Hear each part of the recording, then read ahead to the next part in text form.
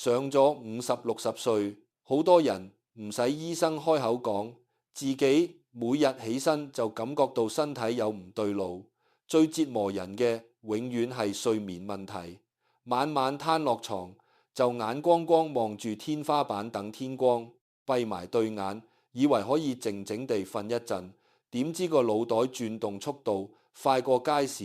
轉運風扇，一時諗仔女嘅屋企開支，一時掛住孫仔將來讀書要使幾多銀紙，一時又記起日頭同鄰居爭執嘅瑣碎小事，雜念層層疊疊塞滿大腦，半分鐘都停唔到。有時挨足3、4個鐘頭，好不容易瞌着幾分鐘，凌晨2、3點總會毫無預警咁彈醒，個心卜卜跳。之後無論點樣挨，點樣閉眼，深呼吸都再都瞓唔返，唯有坐喺床墊度望住漆黑嘅睡房，挨到天光透入窗紗先敢起身。第二日一落床即刻頭重腳輕，行路軟腳，成日心口翳悶，呼吸唔順，血壓又時高時低，去到公立醫院排幾個鐘頭隊做檢查、抽血、照心電圖、驗血管，全套流程走勻，都檢查唔出好大實質器官毛病。醫生最多開2樽安神藥、降血壓藥俾你帶返屋企，食咗大半個月都唔見有明顯改善。大把長者由年輕挨到年老，一路都有個錯誤觀念，以為人年紀大咗，睡眠變差，容易半夜醒來，係天經地義、無法逆轉嘅生理現象，從來唔肯花心思反思。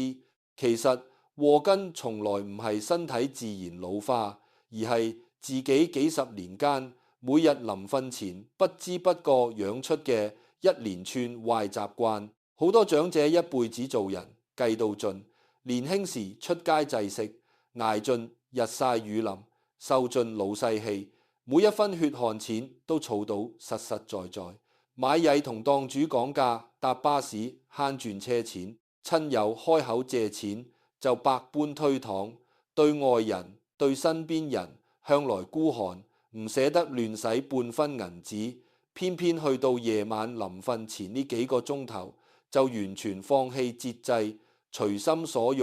亂做各樣損身體嘅事，等於親手摧毀自己嘅睡眠根本，最後搞到日日淪為失眠苦主，四處打聽各種養生湯水、助眠產品，花咗成千上萬銀紙，變成保健品商家眼中任人宰割嘅水魚，失眠情況仲每況愈下，完全得不償失。街頭巷尾同我傾偈嘅街坊長者，10個有8個都有半夜醒來瞓唔返嘅困擾。有人話試過日日飲百合蓮子安神茶，飲足3個月毫無起色。有人專登搭長途巴士去偏遠藥材鋪買貴價野生靈芝，煲湯飲完夜晚仲係眼光光。亦有人聽人介紹買電子助眠儀、磁療枕頭，屋企客廳堆滿各樣保健雜物，銀紙使咗一大筆，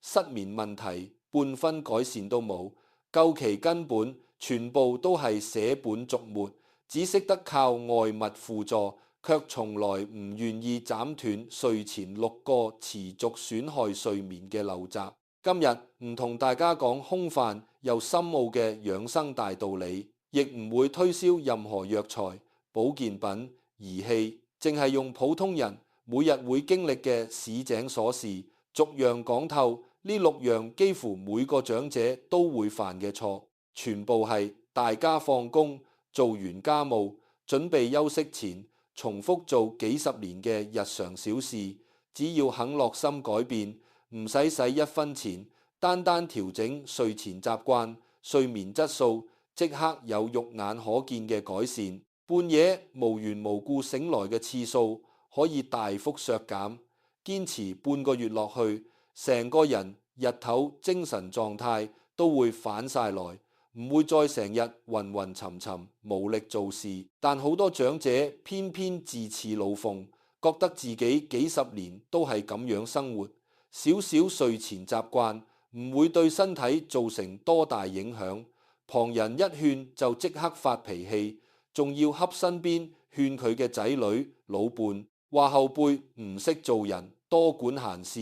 淨係識得講大道理，完全唔明白中老年身體機能早已經一路走下坡，新陳代謝速度、神經自我調節能力、體內內分泌系統遠遠唔及20幾、30歲年輕人。年輕人就算捱一晚通宵，睡前大魚大肉亂食，攬住手機睇到凌晨，第二日補個眼角，休息半日就可以完全恢復，身體有足夠能力代謝調節反失衡嘅狀態。但中老年人唔一樣，只要一次錯誤嘅睡前行為，就會擾亂成晚褪黑素正常分泌，交感神經長期處於繃緊亢奮狀態，日積月累之下，直接演變成揮之不去嘅頑固失眠。到時就算想花心思調整作息、調理身體，都要花幾倍時間先可以慢慢修復反受損嘅睡眠節律。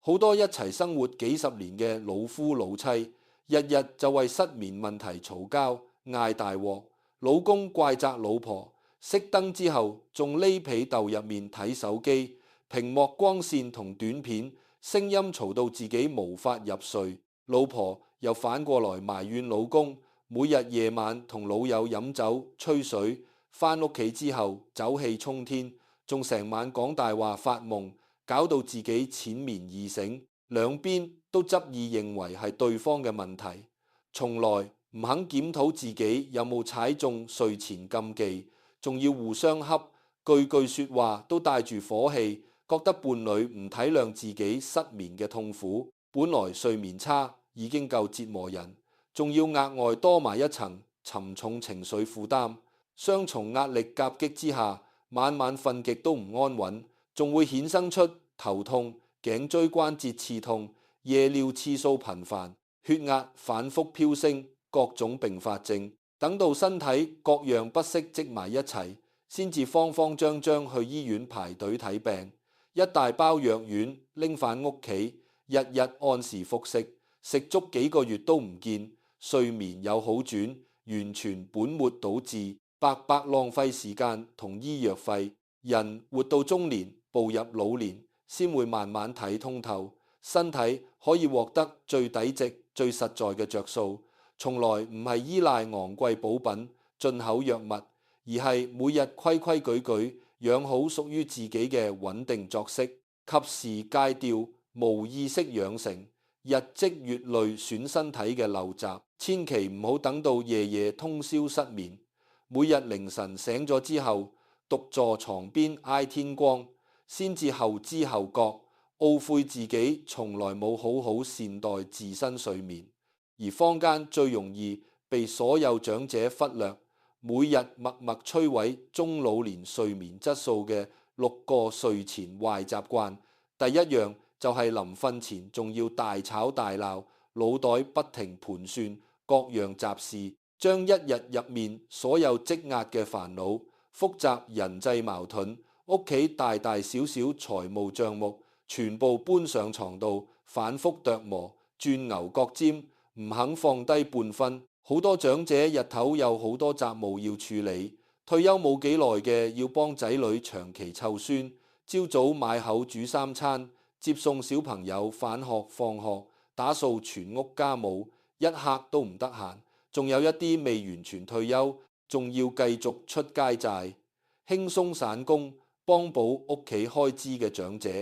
日頭忙住同老細客戶打交道，每時要逐洋雞價錢，處理親戚之間金錢往來，同隔離鄰居為咗樓下停車位、走廊雜物擺放呢啲瑣碎小事爭執，日頭行程排到滿瀉，根本冇多餘空閒時間細細思考各樣唔開心嘅事，唯有等到夜晚全屋安靜落來，細路仔瞓晒，屋企所有家務做完，攤落床度，個腦袋即刻自動翻出一日入面所有委屈、煩惱、爭執畫面，循環播放，揮之不去。有啲老人家仲特別中意臨瞓前拉住老伴翻幾十年前嘅舊賬，講年輕時受過嘅委屈，當年結婚時蝕底嘅地方，仔女細個時唔聽教令，自己擔驚受怕嘅往事，計到每一蚊銀嘅得失，每一句曾經講過嘅難聽說話，越講情緒越激動，聲線不知不覺越提越高，心跳瞬間加速，面紅耳熱，血壓跟住飆升，全身血管繃緊到，好似隨時會撐開。呢種睡前劇烈情緒起伏，對年輕人影響輕微，瞓一覺第二日就可以調整反平靜，但對血管彈性早已經退化，普遍有高血壓、輕微冠心病嘅中老年人，簡直係無形殺手，傷害深到難以修復。人一旦動怒，心入面存有鬱結，體內交感神經會持續亢奮運作，大腦會長時間維持高度警覺防備狀態，就算之後強行閉眼躺平唔再講嘢，腦袋入面仲係雜念亂飄，晚間發夢多數都係爭執、驚險、受委屈嘅畫面，成晚維持淺眠狀態。屋企少少風吹草動，樓下行人腳步聲，窗外車輛經過就會即刻彈醒。好多長者凌晨3、4點醒咗之後，根本冇辦法重新閉眼休息，個腦袋又自動重播夜晚同老伴爭執、日頭同鄰居嗌交嘅畫面，越諗越唔忿氣，越想越覺得自己蝕底，輾轉反側，挨足幾個鐘頭，等到天光。第二日起身頭暈胸翳，四肢乏力，仲要將失眠累積落來嘅滿腹怨氣發落身邊仔女孫輩身上，動不動就發脾氣鬧人，形成一套無法斷開嘅惡性循環，日日重複，身體狀況只會一日差過一日。市面好多孤寒成性嘅長者，呢個問題尤為嚴重，每日夜晚臨瞓前仲會執起銀行存摺，手機銀行頁面逐筆對賬，計仔女結婚買樓使咗自己幾多積蓄，計孫仔將來讀小學、中學嘅各項雜費，計每個月固定支出嘅醫藥費，屋企水電煤開支，一分一毫都計到盡。越算越覺得身邊所有人都想自己着數，所有人都靠自己積蓄生活，心入面滿滿唔舒服、委屈同怨恨，成晚瞓唔着，長期處於抑鬱煩躁狀態，人體睡眠調節系統直接徹底崩潰，除咗失眠，仲會衍生胃氣脹、心口陣陣刺痛、肝氣鬱結、各樣內臟不適。仲有另外一部分長者中意夜晚臨瞓前攬住電視、手機睇社會新聞、街坊鄰里之間嘅八卦是非，見到負面社會案件、鄰居之間金錢糾紛、親戚反目嘅故事，就會不自覺代入自己身上，越睇越擔心自己將來會遇到同款困境，個腦袋一刻都唔肯停下來，不停推演各種壞結局，到熄機閉眼都無法平復。好多長者同我傾偈時話，自己唔想亂諗嘢，但總係控制唔到大腦思緒。其實根源只係從來冇刻意規管睡前思維，日頭所有煩心事、賬目、人際矛盾，一定要喺晚飯過後，準備休息前2個鐘頭處理完畢，唔好將所有壓力、爭執、計算帶上床。床從一開始設計出嚟就只係專門用來休息放鬆身體嘅地方，唔係用來盤算賬目、同家人吵架、鑽牛角尖、獨自發牢騷嘅場所。一旦長期養成一上床就思緒紛亂、焦慮發愁嘅習慣，身體會形成強烈條件反射，以後只要一攤落床，大腦就會自動切換到焦慮思考模式，失眠問題只會越來越嚴重，無任何緩解空間。坊間所有心臟科、睡眠科醫生同資深養生專家都會反覆提醒中老年朋友，想要每晚安穩入睡，第一條鐵律就係睡前半個鐘絕對唔好動氣，唔好深度思考財務得失同複雜人際矛盾，唔好同屋企人發生拗撬爭執。但凡有唔開心、有解決唔到嘅心事，盡量留喺日頭光線充足、精神飽滿嘅時候同家人傾妥。夜晚一定要留低平和放鬆嘅心境，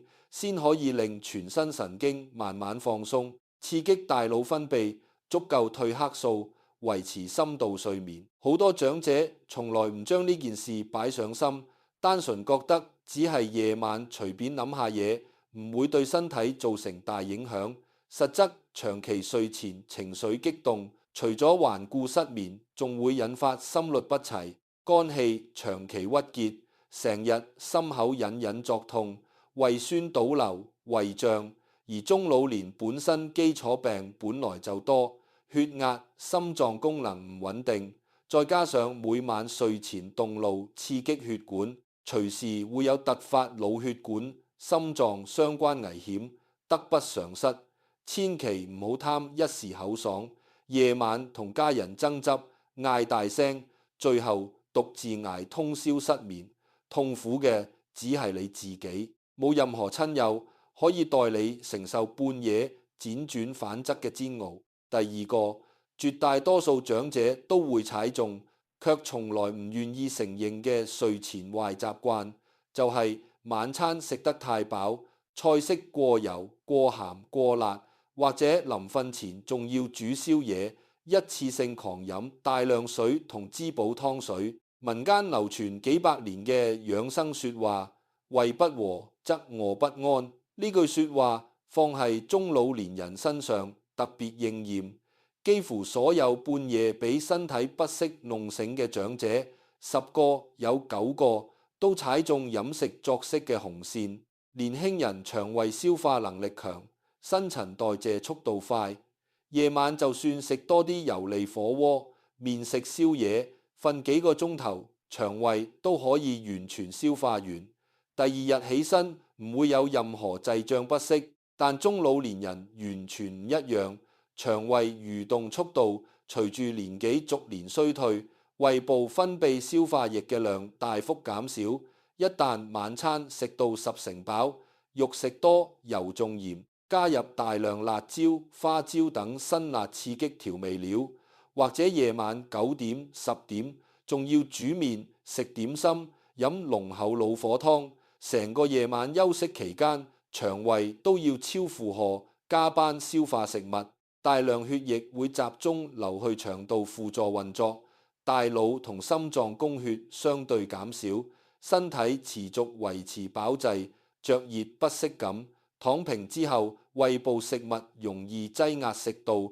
胃酸隨時倒流，食道一路火燒火燎，心口長期翳住一嚿氣，根本冇任何辦法進入安穩持久嘅睡眠狀態。好多長者仲有一個極壞嘅生活習慣，日頭忙住各樣雜務，將晚餐時間一拖再拖，有時同鄰居傾偈，等仔女返屋企，拖到夜晚10點先正式開餐。食完飯唔留2-3個鐘頭俾腸胃消化，即刻抹乾淨個嘴就攤落床休息，完全忽視腸胃需要嘅緩衝時間。一到半夜2-3點就會俾強烈胃脹、反酸灼痛咁弄醒，醒咗之後要坐起身靠墊頭順氣，成個鐘頭都唔可以舒緩反不適，之後再想閉眼重新入睡，難上加難，大半晚只可以坐喺床邊捱痛。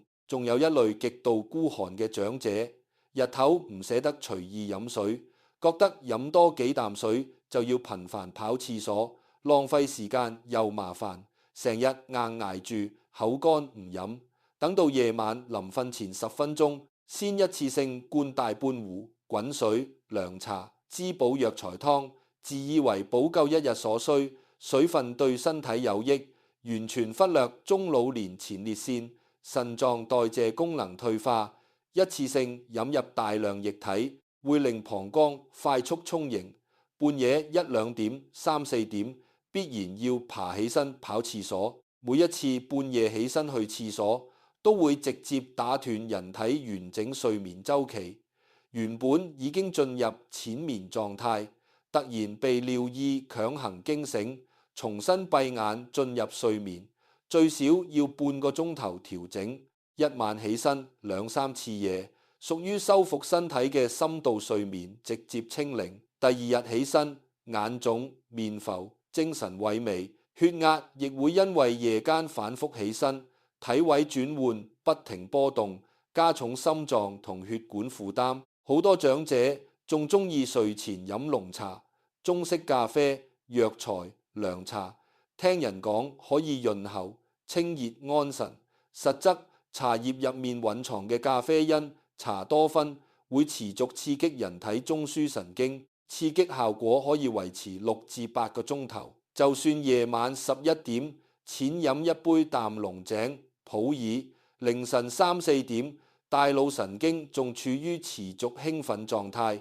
自然容易早醒、瞓唔沉、發夢雜亂。仲有一部分長者被坊間錯誤流言誤導，堅信夜晚飲少量白酒、米酒、藥酒可以助眠，覺得飲完之後頭暈陀陀，好快就會瞌着，看似即刻可以瞓低休息。實則酒精只係暫時壓抑大腦表層意識，會徹底破壞人體珍貴嘅深度睡眠階段。飲酒入睡之後，大半晚都處於淺層多夢狀態，等到凌晨，人體將體內酒精完全代謝完畢，神經系統會出現劇烈反彈、亢奮，必定會提早彈醒。醒咗之後，伴隨頭痛欲裂、口乾舌燥、心煩氣躁，比完全唔飲酒仲要難捱百倍。長期維持睡前飲酒嘅習慣，全身血管會反覆收縮擴張，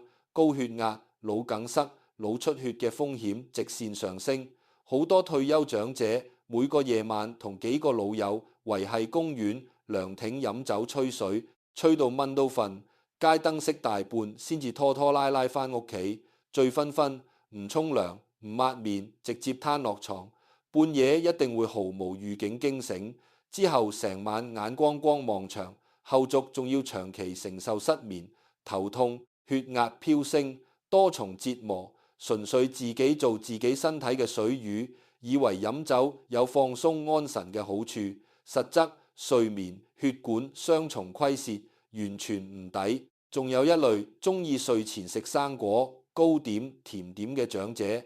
大量糖分會刺激體內胰島素劇烈波動。半夜血糖忽高忽低，容易出現肢體麻木、口乾、心慌、出冷汗嘅情況，同樣會硬生生打斷穩定睡眠。綜合所有飲食層面嘅睡前錯誤，歸根到底就係唔懂得節制口腹之欲，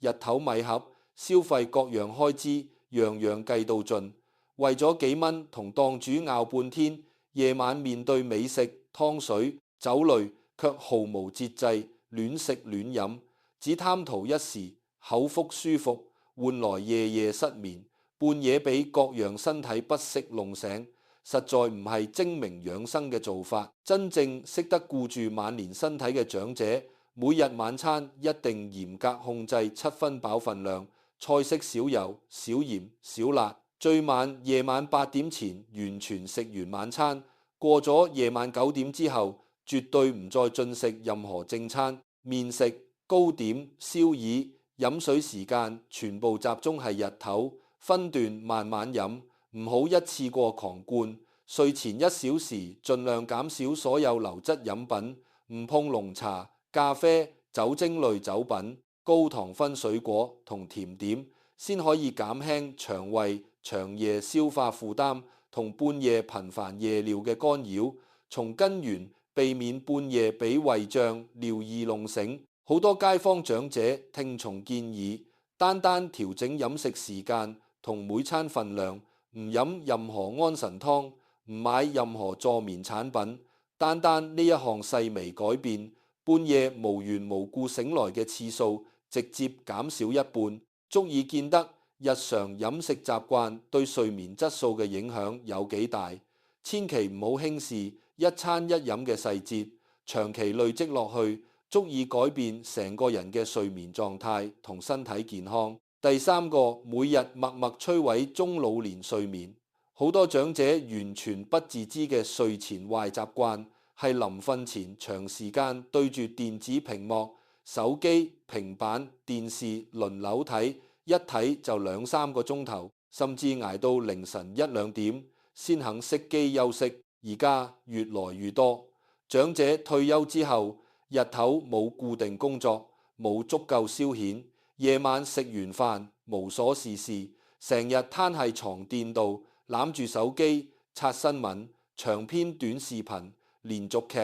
完全唔顧時間流逝。好多人仲有個錯誤認知，以為睇劇、刷手機可以消磨空閒時間，睇到眼瞓自然會自動瞓着，完全唔了解電子屏幕釋放嘅藍光對人體睡眠激素有無法逆轉嘅長遠傷害。人體大腦深處有一塊細小松果體，專門負責分泌褪黑素。呢種激素係誘導人體產生睡意、維持深層睡眠嘅關鍵物質。唯有周圍環境足夠漆黑，松果體先會正常分泌足量褪黑素。而手機、電視、平板屏幕長期釋放嘅高頻藍光，會直接壓抑松果體運作，阻礙褪黑素分泌，令大腦錯誤以為外界仲係白晝日間，全身神經持續維持清醒活躍狀態。明明身體已經疲勞，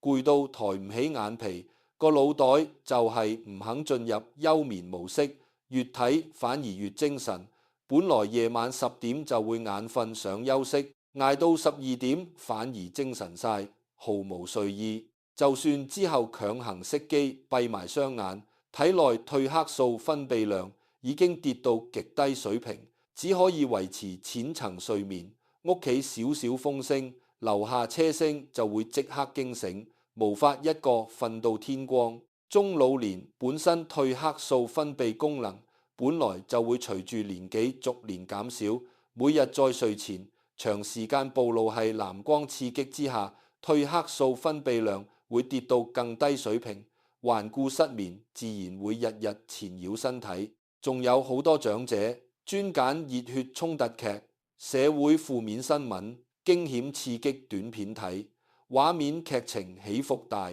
衝突多，睇完之後個腦袋仲牢牢記住劇中爭執驚險畫面。就算熄咗所有電子產品，大腦神經仲係處於緊張興奮狀態，晚間發夢多數都係驚慌吵架場景，半夜好容易突然驚醒，醒咗之後心跳急速，久久唔可以平復。仲有一類極度貪玩，唔願意放低手機嘅長者，全屋燈光完全熄滅之後，仲拎係厚被竇入面細細部手機繼續刷，近距離屏幕強光直刺眼球、眼底、視網膜，對老花、眼眶、眼結問題傷害極大，同時持續打亂自身睡眠節律，一舉兩失，雙重損害身體。而家好多長者同時出現老花度數加深、長期眼乾眼痛，仲伴隨夜夜淺眠易醒、半夜頻繁醒來。兩樣問題嘅共同根源都係睡前捱夜、長時間睇電子產品。屋企仔女睇到老人家日日捱夜刷手機，都會好心勸導夜晚早啲收埋電話，唔好睇太耐。點知老人家仲要恰仔女，話自己退休無聊，唔睇手機根本冇其他娛樂，直斥後輩多管閒事，唔明白老人家空虛，執迷不悟，繼續維持舊有壞習慣。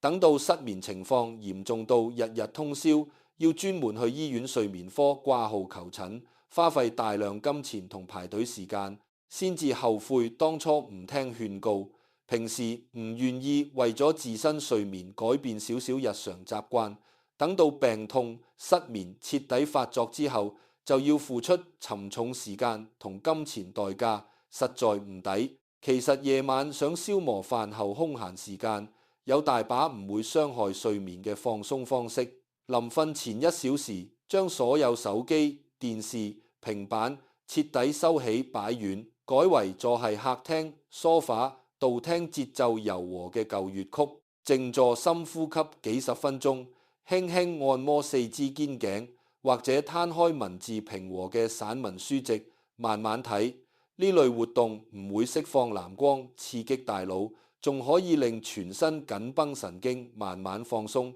順勢促進褪黑素自然分泌。堅持3-4日就會明顯感覺入睡速度變快，半夜無緣無故醒來嘅次數大幅減少。好多長者口口聲聲捨唔得放低手機，覺得冇電子產品就冇娛樂，實際相較夜夜失眠、輾轉反側嘅巨大痛苦。暫時放低手機只係區區少少犧牲，換返一整晚安穩無干擾嘅深度睡眠，係絕對抵值嘅實在着數。千祈唔好為咗短短幾個鐘頭屏幕娛樂，長期犧牲晚年最寶貴嘅睡眠健康，得不償失。第4個，好多長者從不自知，持續折磨自身睡眠嘅睡前壞習慣，就係臨瞓前做劇烈運動、過度操勞、各樣重體力家務。好多長者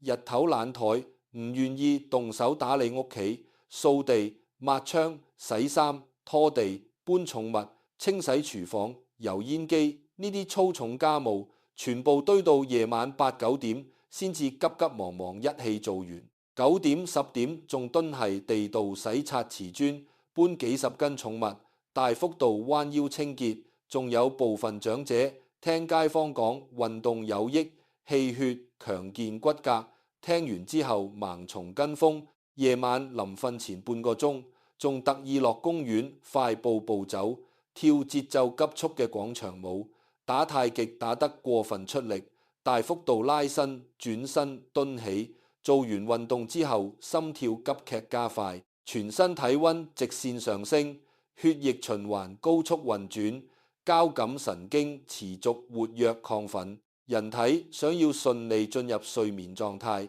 有一套固定生理條件：體溫慢慢下降，心跳速度維持平穩，全身神經徹底放鬆。而睡前劇烈運動完全同呢套生理需求反其道而行。就算做完運動之後感覺周身肌肉疲累，只係單純肌肉勞損酸痛，深層大腦依然處於高度興奮狀態。攤落床墊之後會清晰聽到心跳咚咚聲衝住耳膜，腦袋靜唔落來，翻來覆去幾個鐘頭都唔能夠順利入睡。就算勉強撐住，疲勞恰着，睡眠層次都極度淺薄。半夜好容易因為肌肉積攢、乳酸產生嘅酸痛、心悸不適，突然驚醒。中老年關節本來多數存在退化問題，膝頭軟骨磨損、腰骨椎間盤突出、肩頸勞損增生。夜晚過度勞動、大幅度劇烈運動，會令肩頸、腰骨、膝頭大量堆積乳酸，半夜酸痛感突然發作，直接打斷原本淺薄嘅睡眠。好多長者同我訴苦，話自己夜晚做完全套重家務之後攤落床，成晚腰骨刺痛、膝頭發軟，醒咗之後要捱痛，坐到天光。根源就係睡前操勞過度，唔識得分開勞動時間。仲有一類帶孫童住嘅長者，夜晚臨瞓前仲同細路仔瘋狂追逐跑跳，大喊大叫玩遊戲，情緒同身體同時進入亢奮狀態。小朋友精力消耗完，即刻攰到倒頭就瞓，但中老年人神經恢復平靜嘅速度遠遠慢過細路，成晚個腦袋仲浮住夜晚熱鬧玩耍畫面，思緒紛亂，根本無法安靜入睡。好多長者分唔清適量放鬆拉伸同劇烈操勞運動嘅界線，單純以為只要身體有喐動就一定對身體有益，唔分早晚時間亂做，最後反而變成誘發失眠嘅元兇。真正適合中老年體質嘅輕鬆運動，一定要擺係日頭下午3-4點陽光溫和嘅時段，落公園慢散步，輕鬆灑緩，節奏太極緩慢舒展筋骨半個鐘，適度促進全身血液循環，又唔會過度刺激中樞神經。去到夜晚7點之後，就要全面減少所有大幅度體力活動，掃地、搬重物、清洗、廚廁呢啲重家務，盡量日頭分段做完，千祈唔好堆到臨瞓前先急急忙忙處理。睡前最多做幾分鐘，輕柔四肢拉伸，手部腳部簡單按摩，千祈唔好加快心跳，拉高體溫，逐步引導身體進入休息放鬆狀態。好多長者嘗試將所有重體力家務移到日頭分段完成，夜晚只做輕微整理折衫，單單咁樣簡單調整，夜晚入睡難度即刻大幅降低，半夜關節酸痛驚醒嘅情況削減70%。呢種完全唔使花1分錢嘅生活調整，遠勝過花幾百蚊買止痛膏、幾千蚊買各類安神保健產品。偏偏好多長者做人計到盡，日頭懶派偷懶唔做家務，留到夜晚先急急忙忙操勞，最後攬住失眠同關節痛雙重折磨，完全本末倒置，白白捱盡不必要嘅苦楚。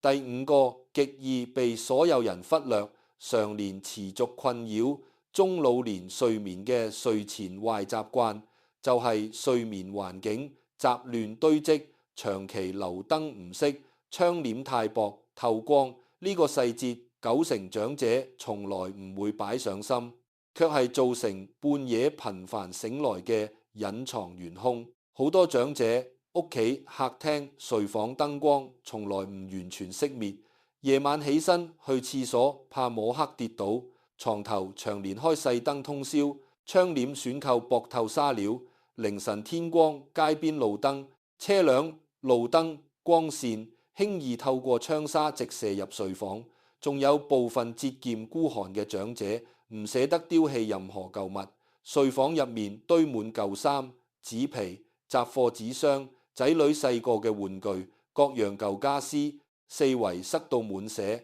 室內空間逼窄壓迫。人躺係床墊度，潛意識自動產生壓抑、煩躁感，連帶直接影響夜晚睡眠深度。前文詳細講過，人體褪黑素正常分泌極度依賴完全漆黑嘅環境，只要周圍存在少少微弱光線，不論床頭細小夜燈、室外遠處路燈、電器充電待機指示燈，都會直接壓抑松果體分泌褪黑素，令成晚睡眠永遠停留在淺層階段。一有輕微光線刺激，就會即刻驚醒。中老年本身睡眠淺薄，對光線敏感度遠遠超過年輕人。只要睡房唔夠漆黑，半夜必定會多次無緣無故彈醒。醒咗之後，腦袋接收光線信號，睡意完全消散，難以再次復睡。好多長者同我傾偈時話，自己每日凌晨4、5點必定自動醒來，再都瞓唔返。究其根本就係屋企窗簾太薄透光，天光一透出天際，光線透入睡房，大腦即刻接收白晝來臨嘅信號，直接強行終止睡眠狀態。仲有一類長者習慣夜晚熄燈之後，開電視細聲播新聞、舊粵曲陪伴入睡。電視屏幕持續不停閃動明暗光線，就算閉埋雙眼，眼皮底下眼球都會持續感受到光線明暗變化。每10幾分鐘就會輕微醒一次，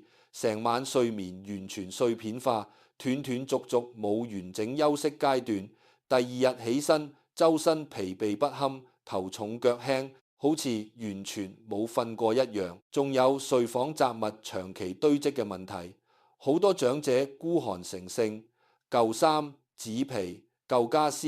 全部唔捨得丟棄，通通漆係睡房各個角落。室內空間壓迫狹窄，人躺係床度，潛意識滋生煩躁不安情緒，思緒難以平靜，晚間容易多夢易驚醒。仲有部分長者中意睡房擺放大量電器、雪櫃、風扇、電熱毯，長期插電待機，設備釋放嘅微弱電磁波持續干擾大腦神經運作，令夜晚睡眠無法維持穩定狀態。好多人從來唔將睡眠環境呢個細節當成影響失眠嘅重點因素，單純以為只係一盞細燈、一塊薄窗簾唔會有多大影響。實則日積月累之下，光線刺激、室內雜亂壓抑、電器、電磁波三重干擾，會令失眠問題持續惡化，一年差過一年。想要有效改善半夜無緣無故醒來嘅情況，第一步就要將睡房改造為全黑、安靜、簡潔嘅休息環境，更換厚實遮光布窗簾，夜晚休息時完全拉實封死窗邊縫隙，關閉屋企所有電器、待機電源，移走床頭所有會發光嘅裝置。如果夜晚驚起怕黑跌倒，可準備細支手電筒放喺床頭抽契，有需要先至開，唔好長期通宵開小夜燈。睡房堆積雜物分類整理，無用舊物適當捨棄變賣，減少室內雜物堆積，保持空間寬敞簡潔。夜晚瞓覺時順手關閉客廳、走廊所有光源，徹底隔絕室外路燈、天光嘅光線干擾。堅持幾日就會親身發覺瞓得沉穩好多，半夜醒來次數明顯變少。呢套改造方法零額外消費，只需要花少少時間整理同養成拉窗簾嘅習慣。偏偏好多長者捨唔得丟棄無用舊雜物，唔願意每晚拉實遮光窗簾，寧願夜夜醒，幾次捱眼瞓、捱失眠、痛苦，都唔肯花5分鐘整理室內環境，10足10自己喺自己麻煩，做自己身體嘅水魚，同自身健康過唔去。第六個，直接令中老年半夜頻繁驚醒、生物鐘徹底紊亂嘅睡前壞習慣，就係白日午睡時間過長，全日作息毫無固定規律。呢個問題係所有退休長者最普遍、最難改嘅陋習。好多退休長者日頭冇固定工作，冇仔女需要全日照顧，朝早6、7點起身之後無所事事，坐喺梳化發呆半個鐘頭，9點、10點又懶洋洋，攤落床瞓晏覺，一瞓就2、3個鐘頭，由朝早直接瞓到下午3、4點，日頭透支過量睡眠，直接透支夜晚身體所需嘅睡眠需求。人體有一套自動調節嘅睡眠總量機制，中老年每日合適總睡眠時長維持6至7個鐘頭最為健康。如果日頭晏覺瞓超過1個鐘，夜晚大腦天然睡眠需求會大幅不足。就算夜晚強行攤落床躺足8個鐘頭，都只會維持斷斷續續淺眠狀態，凌晨必然提早醒來，醒咗之後完全冇半分睡意，唯有獨坐捱到天光。仲有一類長者作息完全混亂無章，今日夜晚10點準備休息，聽日同老友吹水、打牌捱到凌晨2、3點先返屋企瞓，第3日朝早5點就自動彈醒起身，每日休息起床時長毫無規律，人體內置生物鐘徹底紊亂。松果體分泌褪黑素嘅時間無法固定，形成一套無法斷開嘅惡性循環。夜晚有時徹底失眠，眼光光；有時早醒4、5點，再唔瞓得返。血壓、個人情緒跟隨混亂，作息不停起伏，衍生心口翳悶、容易動怒、頭暈乏力各樣問題。好多長者仲有一個隱藏壞習慣。日頭就算完全唔眼瞓，毫無睡意，都硬要躺喺客廳梳化度閉眼假寐休息，自以為多休息有益氣血，實際只要閉眼靜臥假寐超過半個鐘，都會直接打亂夜間正常睡眠節律，令夜晚睡意大減。仲有部分長者朝早醒咗之後，見天光仲早，唔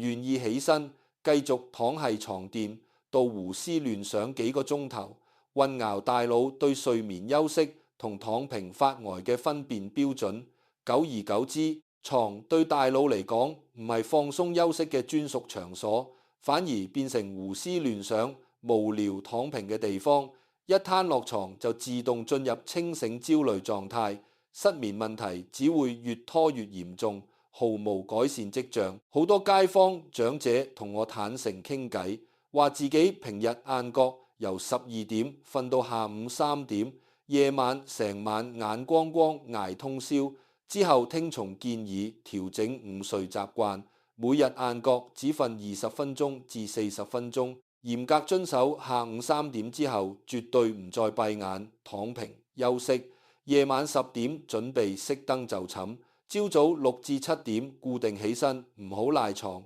唔好醒咗之後繼續躺喺床度發呆。堅持1個星期落去，體內紊亂嘅生物鐘逐步調返正常節律。半夜無緣無故醒來嘅次數直接減少70%，足以證明規律作息同嚴格控制午睡時長係解決中老年失眠最基礎、最關鍵嘅一步。偏偏好多長者自恃老奉，覺得退休之後就應該隨心所欲，想瞓就瞓，想捱夜就捱夜，唔願意約束自身作息習慣，日日晏覺，瞓足幾個鐘頭透支睡眠。夜晚又埋怨自己瞓唔着，半夜成日醒，完全唔明白失眠根源係自己日頭透支睡眠，仲亂買各種昂貴助眠產品，安神湯水嘗試補救，浪費大量金錢，淪為商家收割利潤嘅水魚，實在唔值得。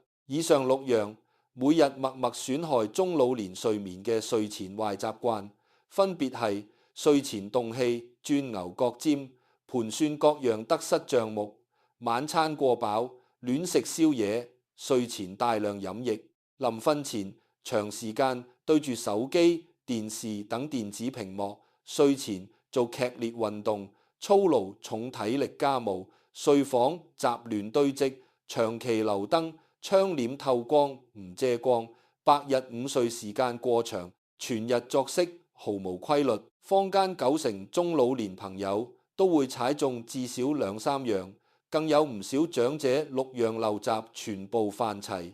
日積月累10幾20年落去，人體整套睡眠調節系統徹底受損，夜夜輾轉反側，半夜頻繁彈醒，連帶衍生各樣慢性身體不適，血壓、心臟、腸胃、關節全部跟住受牽連。好多長者常年飽受失眠折磨，周圍親友陸續介紹無數民間偏方、滋補湯水、保健儀器，一筆又一筆銀紙使出去，卻從來唔願意反思自己每日臨瞓前嘅各樣陋習，永遠捨本逐末，單單依賴外物輔助，自然任何調理方法都唔會見到實質着數。其實真正實用、適合中老年嘅養生之道，從來唔需要大花費，唔需要追尋市場上昂貴名貴補品，只需要糾正日常一點一滴嘅細微壞習慣，順應人體天生生理規律生活。中老年身體機能持續衰退，唔可以好似年輕人一樣任意縱容自身各樣慾望、口腹之欲、娛樂之欲、偷懶懶怠之欲，全部要適度節制，唔好做人計到盡，只計眼前短短一時舒服，唔計長遠累積落來嘅身體損耗。好多性格孤寒嘅長者，出去街市買棵菜都要同檔主講價半個鐘，搭短途交通專登慳轉車費，親友開口借錢就百般推搪，唔願意幫忙。對外人消費樣樣節儉到極致，唯獨對自己身體毫無節制，夜晚亂食亂飲，捱夜睇手機，動氣爭執，睡前操勞，不停損害自身睡眠健康。等到身體各樣病痛一齊爆發，需要去醫院長期治療，藥費、檢查費一使就成千上萬。平時幾年慢慢慳落來嘅小錢，一次醫療開支就全部蝕返，仲要同時承受失眠同各樣病痛雙重折磨，完全唔識得精明算清楚長遠身體帳目。真正懂得顧住自己晚年舒適生活嘅人，分得清輕重緩急，短短幾個鐘頭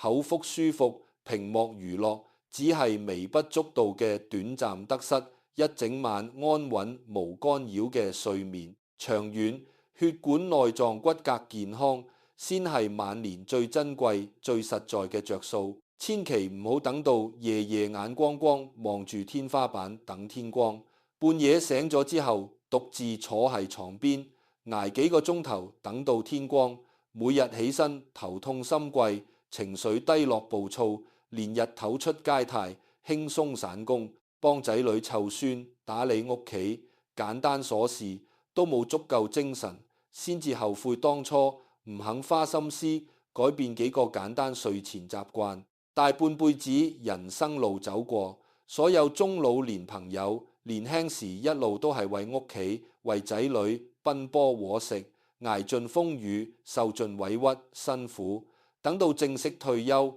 本應好好調養身體，安享平靜自在晚年，唔好俾6個微不足道嘅睡前陋習摧毀每日僅有嘅夜晚休息時間，晚晚承受無休無止嘅失眠煎熬，仲會連帶加重血壓、心臟、腸胃、關節各樣慢性病。平時多留一分自律克制，每日臨瞓前刻意避開6樣損害睡眠嘅錯事。唔好動氣轉牛角尖，唔好亂食宵夜、狂飲湯水，唔好長時間睇手機電視，唔好臨瞓前操勞重家務做劇烈運動，每晚拉實遮光窗簾，保持睡房漆黑整潔，嚴格控制午睡時長，維持規律作息，整套調整完全唔使花1分錢，堅持一段時間落去，每個人都可以親身感受到身體明顯變化。夜晚入睡速度變快，半夜唔會隨隨便便彈醒，就算偶爾醒一次，都可以好快重新瞓返。第2日起身頭唔重，心口唔翳，行路四肢有力氣，日常情緒平和，唔容易動怒，同之前夜夜失眠、渾身不適嘅狀態簡直天差地別。好多街坊長者聽從建議，全套糾正6個睡前壞習慣，唔飲任何安神調理湯水，唔買任何昂貴助眠儀器枕頭，單單靠調整日常睡前行為同生活細節，纏繞多年嘅頑固失眠逐步改善，半夜無緣無故醒來嘅次數大幅減少，足以證明日常習慣對睡眠質素嘅影響遠遠超過任何外物補助、藥材、湯水。千祈唔好輕視呢6個睇落微不足道嘅生活細節，亦唔好自恃老鳳，覺得幾十年維持嘅小小習慣唔會對身體造成大傷害。中老年退化嘅身體根本經唔起長期透支消耗，每一晚安穩舒服嘅睡眠都係靠每一個臨瞓前嘅正確選擇慢慢換返來。唔好再繼續做自己身體嘅水魚，為咗一時懶怠偷懶，一時口腹爽快感，一時屏幕娛樂，犧牲晚年最寶貴嘅睡眠質素。從今日夜晚開始，逐樣改掉6個睡前壞習慣，慢慢調整自身全日作息同睡前放鬆狀態，減少半夜突然驚醒嘅長期困擾，每日瞓個安穩無干擾嘅好覺，先可以有足夠精神應對日頭所有瑣碎家務、親友交際，輕鬆消遣，晚年先至可以過得舒適自在，唔使俾失眠日益纏繞，日日捱盡，無謂身心苦楚。世間流傳所有深淺各樣嘅養生之道，歸根到底，核心就係順應人體天生運作規律，克制自身各樣損身陋習。方法簡單易行，唔需要專業知識，唔需要大量金錢投入，只睇每個人願唔願意自律堅持落去。唔好等到身體各樣病痛加深，失眠徹底無法調節，先至猛然醒悟，把握每一個夜晚寶貴休息時光，遠離長期失眠折磨，先係對自己晚年最實在、最體貼嘅善待。唔好為咗一時隨心所欲，白白浪費晚年數十年可以安穩休息嘅每一個夜晚，日日飽受半夜醒來、輾轉難眠嘅無謂煎熬，耗損精神，損傷內臟，得不償失。好多長者成日同我傾偈，話自己明明有心改變，點知堅持兩三日就打回原形，最後索性放棄，仲會同身邊人講改習慣完全冇用。其實唔係方法唔奏效，只係大家心態太急，總想一朝一夕就將幾十年養出嘅陋習徹底掃除。一見頭兩晚仲有少少半夜醒來就即刻灰心，唔記得身體調節需要循序漸進，唔可以急於求成。人體幾十年都跟住一套錯誤睡前模式運作，褪黑素分泌、神經興奮節奏、腸胃消化時間、生物鐘全部已經固化，唔可能短短兩三日就完全扭轉過來。好多人堅持一個星期唔見即時，效果就半途而廢，白白浪費之前幾日嘅自律，最終又跌返失眠嘅死循環，